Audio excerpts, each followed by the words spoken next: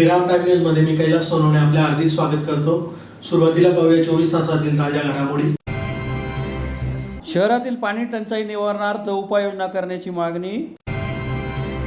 अत्याचारासह विविध कलमान्वये गंभीर गुन्हा दाखल होऊनही तालुका पोलीस कारवाई करीत नसल्याचा करण्यात आला आरोप। शाळांमध्ये मनुस्मृती आणि दासबोधचा समावेश न करण्याची मागणी। आशीर्वाद हॉस्पिटल येथे रक्तदान शिबिर संपन्न। आणि उड्डाणपुलावरील एकेरी वाहतूक सुरू झाल्याने ग्रामस्थांना होणाऱ्या त्रासावर उपाययोजना करण्याची मागणी। आता बातमीपत्र विस्ताराने। धुळे शहरात पाणी पुरवठ्याचा बोजवारा उडाला असून महानगरपालिका प्रशासनाने शहरातील पाणी टंचाई निवारणार्थ उपाययोजना कराव्या अशी मागणी राष्ट्रवादी शरद पवार गटातर्फे मनपा आयुक्तांना निवेदनाद्वारे करण्यात आली आहे। धुळे शहरात पाणी पुरवठ्याचा बोजवारा उडाला असून महानगरपालिकेतर्फे त्वरित शहरातील पाणी टंचाई निवारणार्थ उपाययोजना कराव्या अशी मागणी राष्ट्रवादी शरद पवार गटातर्फे मनपा आयुक्तांना निवेदनाद्वारे करण्यात आली आहे। निवेदन अतिरिक्त आयुक्त करुणा डाळे यांनी स्वीकारून शिष्टमंडळाशी चर्चा केली। निवेदनात म्हटले आहे की धुळे शहरामध्ये या उन्हाळ्यामध्ये भीषण पाणी टंचाई जाणवत आहे। काही भागांमध्ये 8-8 दिवस पाणी मिळत नाही। ज्या भागांमध्ये पाणी येते ते गढूळ आणि खराब येत आहे। ठिकठिकाणी जलवाहिन्या खराब झालेल्या असून अक्कलपाडा धरणातूनही पूर्ण क्षमतेने पाणी पुरवठा होत नाही।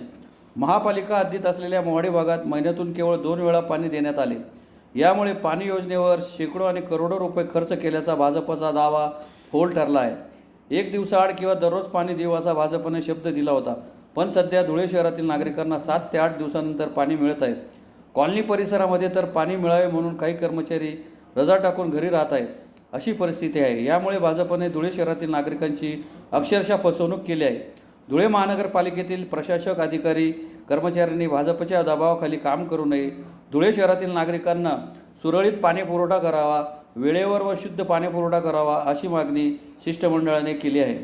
यावेळी रणजितराजे भोसले, जोसेफ मलबारी, राजेंद्र सोळंकी, राजू डोमाळे, अशोक धुळकर, वाल्मिक मराठे, डी.टी. पाटील, दीपक देवरे, जयश्री घाटे, भिकानेरकर, बरकत शहा, राजू चौधरी, राजेंद्र चौधरी, बंटी वाघ, आकाश बैसाने, गोलू नागमल, भूषण पाटील, दीपक देवरे, सलमान खान, सोनू गुजर, सोनू गारो, युसुफ शेख, निखिल मोमय्या, बटू पाटील, कल्पेश मगर, जीवन चव्हाण, रामेश्वर साबरे, बंटी ओरसे आदी उपस्थित होते। शरदचंद्रजी पवार या पक्षाच्या वतीने आम्ही आज अतिरिक्त आयुक्त धुळे महानगरपालिका यांची भेट घेतली। या ठिकाणी धुळे शहरामध्ये जी काही उन्हाळ्यामध्ये पाणी टंचाई जाणवते आहे ती त्यांच्या निदर्शनात आणून दिली की 8-8, 10-10 दिवस या धुळे शहरातील नागरिकांना पाणी मिळत नाही। ज्या ठिकाणी पाणी मिळतंय ते अतिशय घाण आणि दुर्गंधी असलेलं पाणी पुरवठा होतोय। मोहाडी परिसरामध्ये महिन्यातून 2दा पाणी पुरवठा झाला। गली नंबर 5 मध्ये पाणी टँकरमध्ये पाणी घेताना पाणी भरताना 8वीत असलेला तरुण मुलांची या ठिकाणी शॉक लागून या ठिकाणी मृत्यू झाला। या सर्व गोष्टी बघितल्यानंतर आमच्या लक्षात आलं की अतिशय चुकीच्या पद्धतीने या ठिकाणी धुळे महानगरपालिका नियोजन करताय। याचा राष्ट्रवादी काँग्रेस पक्षाने निषेध व्यक्त केला आणि या ठिकाणी आयुक्त आणि प्रशासनाला आम्ही विनंती केली की दररोज पाणी पुरवठा या ठिकाणी करावं, स्वच्छ निर्मळ पाणी द्यावं आणि ज्या भागातले वालमन आहेत किंवा त्या भागातले इंजिनियर आहेत यांची यादी प्रकाशित करावी अशी या ठिकाणी आम्ही मागणी केलेली आहे। आणि या निमित्ताने आम्ही सांगू इच्छितो की धुळे शहरातील नागरिकांना भाजपाने फसवण्याचं काम केलेलं आहे। त्यांनी म्हटलं की आम्ही 1 दिवसाआड पाणी पुरवठा करतोय, दररोज पाणी पुरवठा होतोय, पण आज प्रशासकाने आणि प्रशासकीय अधिकाऱ्यांनी मान्य केलं की आम्ही 1 दिवसाआड सुद्धा पाणी पुरवठा करू शकत नाही, आमची कॅपॅसिटी नाही, आमच्याकडे साठा नाही आणि मॅन पॉवर नाही, अशा पद्धतीने खूप या ठिकाणी अधिकाऱ्यांनी मान्य केलंय। याच्यावरून आपल्या लक्षात येईल की भाजपने धुळेकर जनतेला कशा पद्धतीने फसवलेले आहे। धुळे तालुका पोलीस ठाण्यात अत्याचारासह विविध कलमान्वये नरेंद्र गवळी, यशराज पाटील, सुहास अंपळकर आदींवर गुन्हा दाखल करूनही अद्याप पावेतो संबंधित मोकाट फिरत असून पीडितेची वैद्यकीय तपासणी देखील झालेली नाही।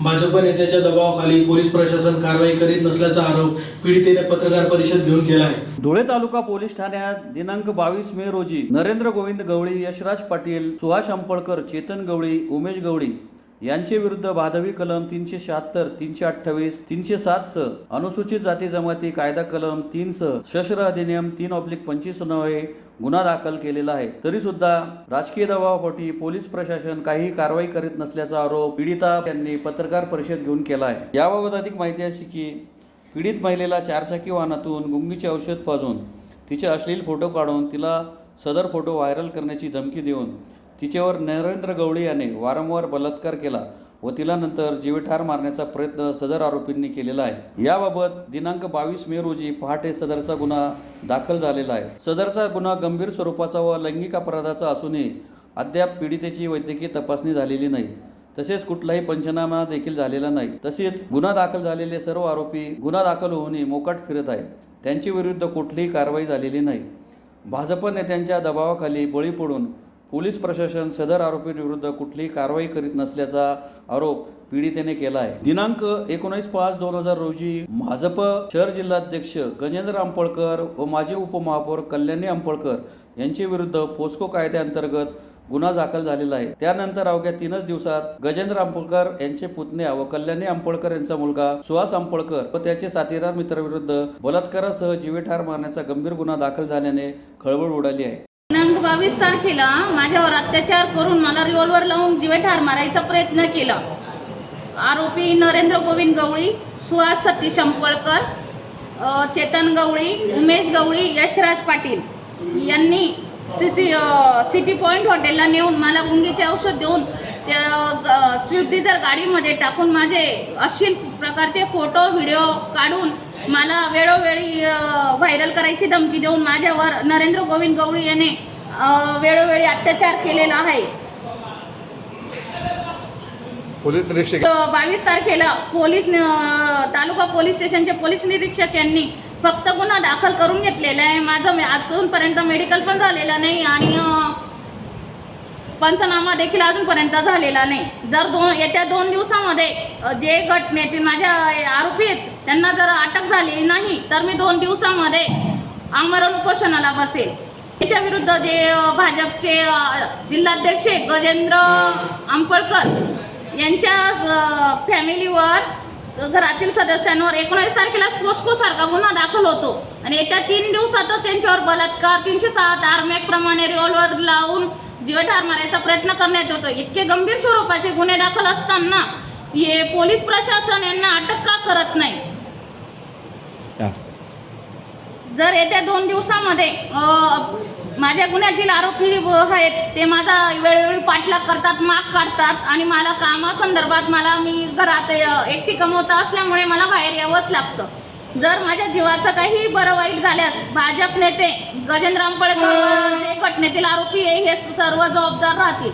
तरी 2 दिवसाच्या आत जर पोलीस प्रशासनाने कोणत्याही दबावाला बळी न जाता त्यांना जर अटक केली नाही तर मी 2 दिवसात आमरण उपोषणाला बसणार आहे। महाराष्ट्र शासनाच्या शाळांमध्ये मनुस्मृती आणि दासबोधचा समावेश करू नये या मागणीसाठी धुळे जिल्हा जिजाऊ ब्रिगेडतर्फे जिल्हाधिकारी कार्यालयासमोर निदर्शने करण्यात आली। महाराष्ट्र शासनाच्या शाळांमध्ये मनुस्मृती आणि रामदास स्वामींचा दासबोध ग्रंथातील श्लोकांचा समावेश करू नये या मागणीसाठी धुळे जिल्हा जिजाऊ ब्रिगेडतर्फे जिल्हाधिकारी कार्यालयासमोर निदर्शने करून निवेदन देण्यात आले आहे। निवेदनात म्हटले आहे की महाराष्ट्र शासनाच्या शाळांमध्ये मनुस्मृती आणि रामदास स्वामींच्या दासबोध या ग्रंथातील श्लोकांचा समावेश करण्यात आल्याची बातमी महाराष्ट्रभर पसरली आहे। यामुळे संपूर्ण महाराष्ट्रात खळबळ उडाली असून अभ्यासक्रमात मनुस्मृती आणि दासबोधाचा समावेश करून सरकारला विद्यार्थ्यांना कोणत्या प्रकारचे शिक्षण द्यायचे आहे असा प्रश्न सर्व स्तरातून विचारला जात असून महाराष्ट्र शासनाच्या शिक्षण विभागावर सर्वत्र टीकेची जोड उठली आहे। मनुस्मृती हा हिंदू धर्मातील समस्त बहुजन समाजाचा अपमान करणारा आणि त्यांना हीन लेखणारा ग्रंथ आहे। तसेच मनुस्मृतीने हिंदू धर्मातील समस्त स्त्रियांना जनावरांपेक्षाही खालचा दर्जा दिलेला असून स्त्रियांना सर्व प्रकारचे हक्क आणि अधिकार नाकारले आहेत। तसेच छत्रपती शिवाजी महाराज, राजश्री शाहू महाराज यांना सुद्धा मनुस्मृतीचा आधार घेऊनच प्रचंड विरोध झालेला आहे। सावित्रीबाई फुले यांनी सुरू केलेल्या शैक्षणिक कार्याला सुद्धा मनुस्मृतीचा आधार घेऊनच प्रतिगाम्यांनी विरोध केलेला होता। म्हणून डॉक्टर बाबासाहेब आंबेडकरांनी रायगडावर छत्रपती शिवाजी महाराजांचा आशीर्वाद घेऊन रायगडाच्या पायथ्याशी महाडला मनुस्मृतीचे जाहीर दहन केले होते। अशा विषमतावादी ग्रंथातील श्लोक विद्यार्थ्यांना शिकवून त्यांच्या मनात जातीयवाद आणि विषमता सरकारला निर्माण करायची आहे का? तसेच रामदास स्वामींचा दासबोध हा ग्रंथ सुद्धा विषमता निर्माण करणार असून या ग्रंथामध्ये गुरूंची लक्षणे या अध्यायात बहुजन समाजाला अध्ययन आणि अध्यापन करण्याचा अधिकार नाकारलेला आहे। तसेच बहुजन समाजातील कोणीही व्यक्ती शिक्षक होऊ शकत नाही, फक्त ब्राह्मण समाजातील व्यक्तींना शिक्षक होण्याचा अधिकार असे रामदास स्वामी यांनी स्पष्टपणे म्हटले आहे। त्यामुळे आम्ही जिजाऊ ब्रिगेडच्या वतीने या दोन्ही ग्रंथांचा अभ्यासक्रमात समावेश करण्याचा जाहीर निषेध करीत आहोत। त्याऐवजी भारताची राज्यघटना अभ्यासक्रमात समाविष्ट करून दरवर्षी राज्यघटनेचे वेगवेगळे भाग विद्यार्थ्यांना शिकवण्यात यावेत अशी आमची मागणी आहे. त्याचबरोबर तुकोबांची अभंग गाथा, राष्ट्रसंतांची ग्रामगीता आणि वैज्ञानिक दृष्टिकोन असलेले साहित्य अभ्यासक्रमात समाविष्ट करावे अशी आमची सरकारला जाहीर मागणी आहे. सरकारने आमच्या मागणीचा ताबडतोब विचार करून अभ्यासक्रमातून मनुस्मृती आणि दासबोध ताबडतोब हटवावे, अन्यथा जिजाऊ ब्रिगेडतर्फे शिक्षण विभागावर मोर्चा नेऊन संपूर्ण महाराष्ट्रभर तीव्र आंदोलन छेडण्याचा इशारा देण्यात आला आहे. यावेळी डॉक्टर सुलभा कुवर, नूतन पाटील, चंद्रकला पाटील, सीमा वाघ, वसुमती पाटील, उषा नांद्रे, डॉक्टर पूजा भामरे, अर्चना खैरनार आदी उपस्थित होते. अशा आम्ही सगळ्या जिजाऊ ब्रिगेडच्या महिला शालेय अभ्यासक्रमामध्ये जे मनुस्मृती आणि दासबोधातील श्लोकांचा जो अंतर्भाव केलेला आहे त्या बाबतीत आम्ही निषेध व्यक्त करतोय. आणि परत आपण मनुस्मृती येऊ घातलेली आहे. तुम्ही लहान मुलांना शाळेमध्ये हे संस्कार देणार आहात का?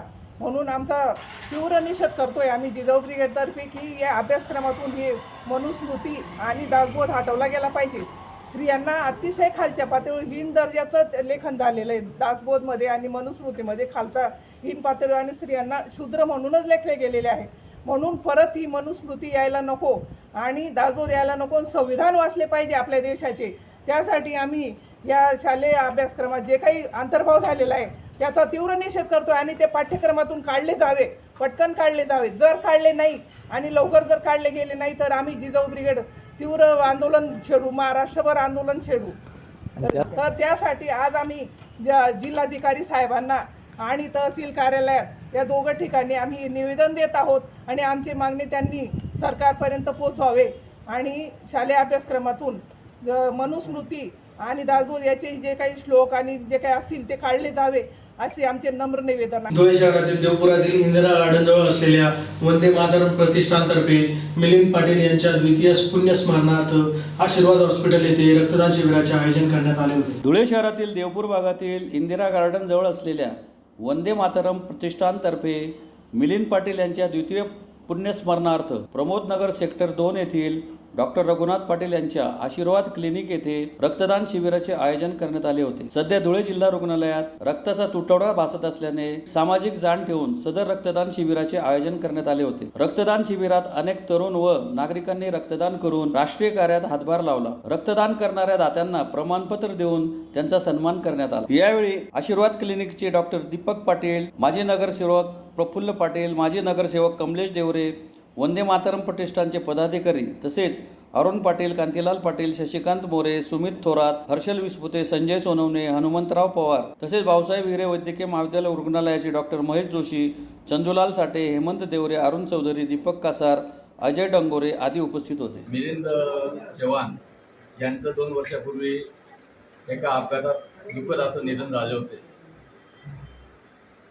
त्या निधनानंतर त्यांच्या कुटुंबाने दरवर्षी त्यांच्या स्मृती दिवसाच्या दिवशी काहीतरी कार्यक्रम ठेवावा असं त्यांनी ठरवलं. म्हणून आज सिव्हिल हॉस्पिटलमध्ये रक्ताची अडचण असल्या कारणाने त्या ठिकाणी त्यांच्या कुटुंबाने सिव्हिल हॉस्पिटलच्या ब्लड बँकवाल्यांचं आयोजन केलं आणि त्या ठिकाणी त्याच्या द्वितीय स्मरणार्थ रक्तदान शिबिराचं आयोजन केलेलं आहे. आणि असेच कार्यक्रम करत असले तर त्या रक्तामुळे त्या सिव्हिल हॉस्पिटलमध्ये काही रुग्णांचे प्राण वाचू शकतात अशी त्यांची भावना होती. असं त्यामुळे मी अरुण चव्हाण यांचं मनापासून अभिनंदन करतो. अरुण वाघ यांचं मनापासून अभिनंदन करतो. आमच्या प्रभाग क्रमांक 5 मध्ये ते नेहमी सामाजिक कामासाठी त्यांचा दवाखाना उपलब्ध करून देतात. त्यामुळे त्यांचं पण मनापासून मी आभार मानतो. धन्यवाद. जय महाराज. धुळे तालुक्यातील जुनवणे येथे उड्डाण पुलावरून एकेरी वाहतूक सुरू झाल्याने ग्रामस्थांना मोठा त्रास सहन करावा लागत आहे. याबाबत उपाययोजना कराव्या या मागणीसाठी जुनवणे विसरणे ग्रामस्थांतर्फे जिल्हाधिकारी कार्यालयासमोर निदर्शने करण्यात आली. धुळे तालुक्यातील जुनवणे येथील उड्डाण पुलावरून एकेरी वाहतूक सुरू झाल्याने जुनवणे गावातील रहिवाशांना त्रास सहन करावा लागत आहे. म्हणून गावात असलेल्या अधिकृत बस थांब्याकडून प्रवासी वाहने व बस यांना जाण्यासाठी व्यवस्था करावी या मागणीसाठी जुनवणे व विसरणे ग्रामस्थांतर्फे जिल्हाधिकारी कार्यालयासमोर निदर्शने करून निवेदन देण्यात आले आहे. निवेदनात म्हटले आहे की सध्या सुरू असलेल्या धुळे सोलापूर राष्ट्रीय महामार्ग क्रमांक 211 वरील जुनवणे येथील उड्डाण पुलाचे काम सुरू आहे. तरी गेल्या 2 दिवसापासून संबंधित ठेकेदाराने उड्डाण पुलावरील एकेरी वाहतूक सुरू केलेली आहे.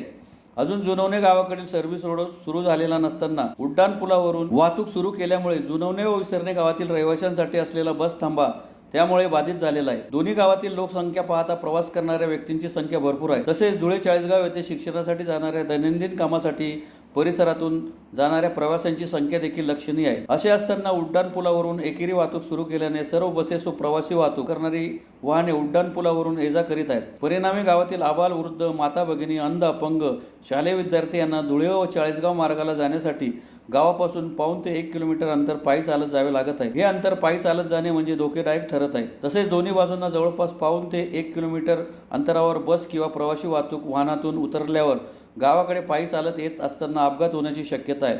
तसेच रात्री बेरात्री हे उड्डाणपुलावरून दोन्ही बाजूंना उतरल्यास पायी चालत येताना रस्ता पूर्णतः सुनसान आहे, म्हणून लुटमार होण्याची शक्यता नाकारता येत नाही.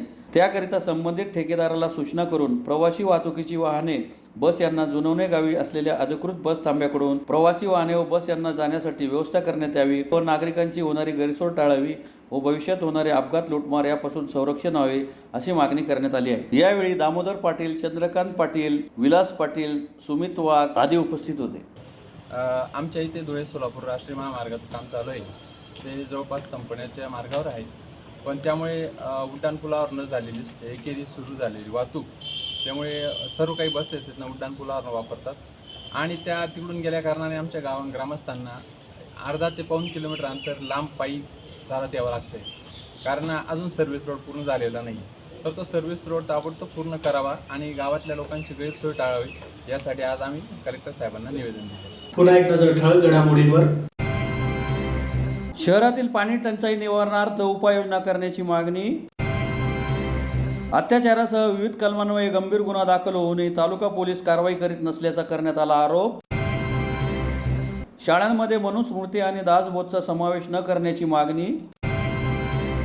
आशीर्वाद हॉस्पिटल येथे रक्तदान शिबिर संपन्न. आणि उड्डाणपुलावरील एकेरी वाहतूक सुरू झाल्याने ग्रामस्थांना होणाऱ्या त्रासावर उपाययोजना करण्याची मागणी. याचबरोबर श्रीराम टाइम न्यूजचे बातमीपत्र संपले. दिवसभरातील ताज्या घडामोडींसाठी पाहत राहा श्रीराम टाइम न्यूज. भेटूया पुढील प्रसारणात. तोपर्यंत नमस्कार.